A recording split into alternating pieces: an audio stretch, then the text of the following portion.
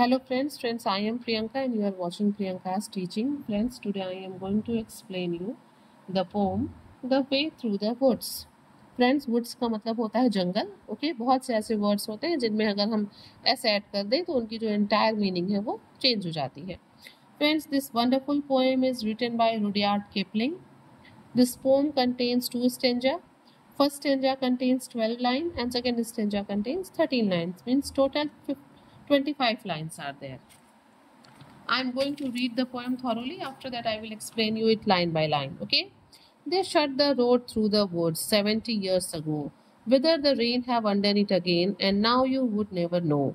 There was once a road through the woods before they planted the trees. It is underneath the poppies and heath, and the thin any moans. Only the keeper sees that where the ringdove broods, and the buzzards roll at ease, there was once a road through the woods. Yet if you enter the woods of a summer evening late, when the night air cools on the trout-ringed pools, where the otter whistles his mate, they fear not men in the woods, because they see so few. You will hear the beat of a horse's feet and the swish of a skirt in the dew, steadily cantering through the misty solitude, as though they perfectly knew the old lost road through the woods, but there is no road through the woods. Friends, आप देख सकते हैं कि यहाँ पे जो Rudyard Kipling है वो एक ऐसे रास्ते की बात कर रहे हैं जो 70 साल पहले एक जंगल में हुआ करती थी, लेकिन अब वो क्या है, वो सड़क नहीं है.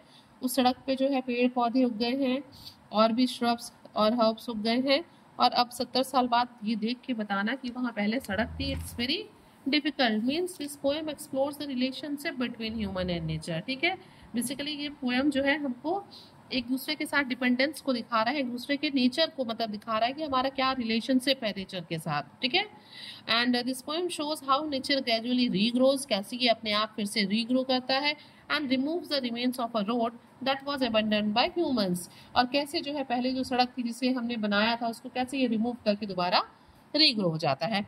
Now I am going to explain you the poem line by line, so be with me. Let's start. They shut the road through the woods 70 years ago.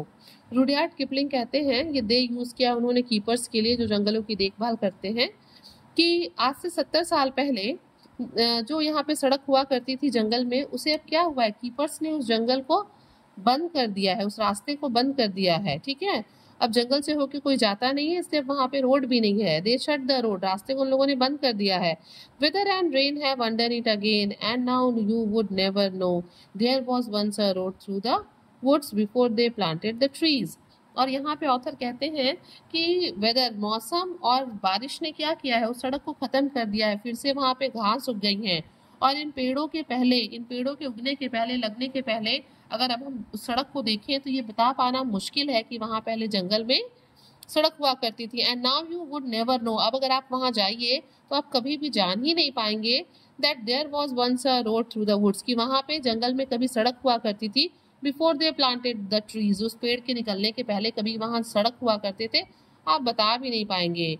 It is underneath the coppice and heath and the thin anemones. और यहाँ पे author कहता है कि वहां जो है इतने घने अब पेड़ पौधे उग गए हैं कि वहां पे पेड़ के नीचे जो है कॉपीज, वो भी एक तरह के प्लांट्स हैं. हेथ क्या है, हेथ एक पीस ऑफ लैंड होता है जो श्रब से भरा रहता है. और यहाँ पे ऑथर, यहाँ पे जो पोइट है वो ये भी कहता है कि वहां पे थिन एनी मोन्स, यानी कि वहां पे ये भी एक तरह के प्लांट्स हैं जो वहां पे उग गए हैं. Only the keeper sees that where the ringdove broods and the badgers roll at ease, there was once a road through the woods. और यहाँ पे रुडयार्ड किपलिंग कहते हैं कि जो उस जंगल का रखवाला है, कीपर है, जो देखभाल करता है, केवल वही देख सकता है that where the ringdove broods, की ये जो चिड़िया है डव, ये कहाँ पे जो है, ब्रूड्स मीन्स अंडे देती है, and the badgers roll at ease, ये जो बैजर्स हैं जो एक मैमल है, ठीक है, स्मॉल ऑमनीवेरस एनिमल है, जो मैमल्स होते हैं, कि ये कहाँ पे रोल कर रहे हैं, कहाँ पे मस्ती कर रहे हैं. And there was once a road through the woods. और रुडयार्ड किपलिंग कहते हैं कि इस जंगल में क्या था, पहले क्या हुआ करता था, इस जंगल में जो है पहले एक रास्ता हुआ करता था. बेसिकली जो पोइट है वो हम लोग को ये बताना चाहता है कि हम क्या करते हैं, हम नेचर के साथ छेड़छाड़ करते हैं. अगर हम ना जाएं तो नेचर फिर से क्या होता है, वो रीग्रो कर जाता है, और हमने चाहे जितने भी बदलाव किए हो, हम नेचर के सामने टिक नहीं सकते हैं. Now come on the next stanza. Yet if you enter the woods of a summer evening late, और यहाँ पे पोएट आपसे कहता है कि येट अगर आप जो है कभी एंटर करते हैं समर इवनिंग लेट, गर्मियों की शाम में देर शाम को अगर आप उस जंगल में एंटर करते हैं, when the night air cools on the trout rings pools, तो क्या होता है अगर आप उस रात को शाम को जाते हैं, कब जाते हैं जब रात को हवा ठंडी हो गई हो, और जो वहाँ छोटे छोटे पूल्स हैं, वाटर बॉडीज हैं, वहाँ पे जो ट्राउट, ये क्या है, it's a kind of fish, ये जो ट्राउट फिश है, ये भी वहाँ क्या करने लगती है, उछलने लगती है, गोल गोल घूमने लगती है पूल्स में, ठीक है।